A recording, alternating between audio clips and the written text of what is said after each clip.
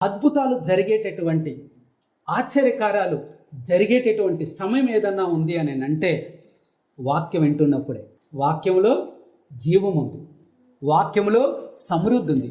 నువ్వు పట్టుకోవడం చేతనైతే సార్ నీ జీవితం మారిపోతుంది. కానీ చాలామంది ఏం చేస్తున్నారు, దాన్ని పట్టుకోవడం చేత కాదు. అందుకే దావీదు అంటాడు, నా చేతులకు యుద్ధమును, నా వేళ్లకు పోరాటమును నేర్పువాడు నీవే, నీ వాక్యమే అంటాడు. ఆ వాక్యం విత్తబడుతూ ఉన్నప్పుడు హృదయాన్ని తెరవండి.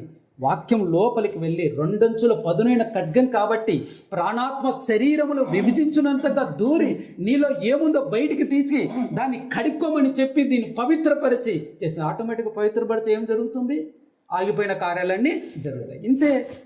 మీరు అక్కడికి పరిగెత్తాల్సిన అవసరం లేదు. నేనంటే సేవకుడి మీద కాదు మీరు ఆధారపడాల్సింది, దేవుడి మీద ఆధారపడాలి. మీరు ప్రార్థన చేసినా కూడా, మీరే కాదు మీ పక్కింటి వాళ్ళ గురించి మీరు ప్రార్థన చేసిన అద్భుతాలు జరిగిపోతాయి, జరగాలి. అది నేను కోరుకుంటున్నాను.